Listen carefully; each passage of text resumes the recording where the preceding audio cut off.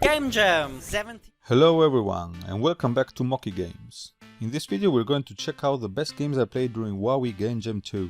For those of you who don't know, WOWIE Game Jam just took place from the 17th of January and took 3 days around the theme Intentional Bugs.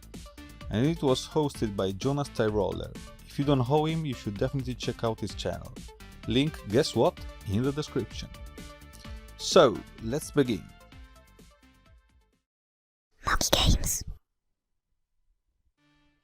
First things first, I wanna say that these are the 7 best games I played out of around 70, for a total of submissions of 357, and that I tried only browser submissions. I posted a topic on the James community saying I would try only browser games, in order to make people becoming aware that browser games are much better than downloadable games for job submissions. These games typically don't require so much machine resources. They're just easier to try and you'll get more comments and ratings. But without further ado, let's check out the best games I tried in this WOWIE Game Jam. So, first game, The Glitcher, The Wild Bug Hunt by Saturn91. The title is so catchy that I couldn't resist to try this out, so I decided to toss a coin to this game. The game consists in a naked witcher, or glitcher, I don't know, that must reach the exit through each level. But each level will be featured with different bugs that will help or stop the player from making it. At some point, a little magician with a desk will sell you things, sometimes broken things like the buggy gun that shoots only left, that are required to reach the end of the level. Moreover, there are enemies and glitches that will cause you to start the level over again, with a defeat screen that I found incredibly awesome and appropriate. Funny and humorous game to play. Good job, Saturn91. Here's the final ranking. Next game, White Rectangle by Fatboy. This is a one-level platformer where you have to reach the exit represented by a white rectangle. Cool thing is that each time you make it through the end, you have to repeat the same level again, but this time with more obstacles, glitches, spikes and fake walls. A system of continuous checkpoints makes the game very enjoyable. Starting all over again each time would have been a very bad decision. The game becomes increasingly difficult and you feel pretty satisfied when you reach the end. There's also a speedrun mode if you wanna try to challenge yourself. Visuals are great and so was the music. It's not a surprise that this game classified 4th in the overall ranking. Good job, Fatboy.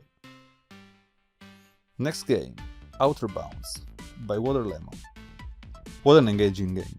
It's a platformer based on one key mechanic. If you wanna jump, you press the jump button, you start falling inside the ground, and when you release it, you're pushed up in the air just like a slingshot. Then you have to make it through the end, trying to avoid lasers. Checkpoints help you in containing your rage and not dropping the game. In the end, you're rewarded with the death statistics and runtime.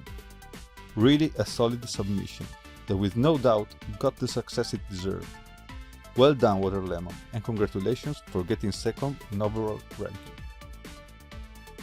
Next game, Square by Black Flag. This is a puzzle game where basically the intentional bug is that every object going out of the screen just respawns on the other side. I liked how the puzzles incrementally became more difficult but still very logic. Rules and controls are very simple. The first level introduced you to the game and yellow platform mechanic added more juice. I love that puzzle stays consistent throughout the entire game and music and sound effects are nice too. Well done. Here's Squares by Black Flag's final ranking. And one thing, remember to add the full screen button next time. Thank you. Next game, Everyday Bug by Dean Sapphire. Such particular submission. This game is set in 1947 at Harvard University, where 41-year-old computer scientist Grace Hopper was working on a Mark II computer. She was struggling to find out why it didn't work while it should. In the end, she found out that the bug was stuck in a relay, causing this malfunction. This was the first debugging ever made, and the term bug still exists in our days, as you know. The game consisted in you, as a player, to help Grace Hopper fix the problem, solving challenging puzzles with the machine's electric circuits.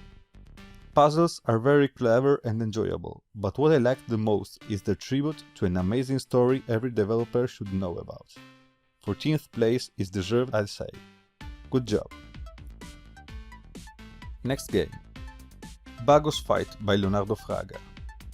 A one-boss game with an amazing art style, maybe a bit inspired by Thomas Brush, but still a great visual achievement with a huge amount of work for a 3-day game.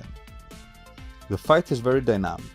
The player jumps around the environment, picking bugs that cause strange behaviors both on player and on a boss. Hitting the boss is very satisfying, defeating him even more.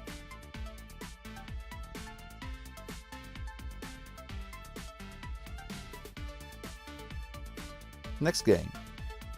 Bugjar by Piranha Lab.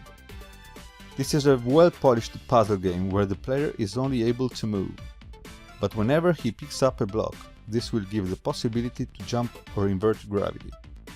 This mechanic leads to cool puzzles that get more difficult each level. Unfortunately, it was very short, but if you think a game is too short, it means you liked it, so it's a good thing. Well done. And last but not least, this is my submission, Exit If You Can, that you can check out in the link you find in the description. This is a little puzzle game where you must exit from each room, taking advantage of some bugs you'll find on your way. I'm pretty happy with the result, considering that I had only one day available for development. Alright, so let me know in the comment section which games you liked the most in the jam. Remember to drop a like and hit the subscribe button to support this channel. Hit the bell to receive notifications, and see you next time.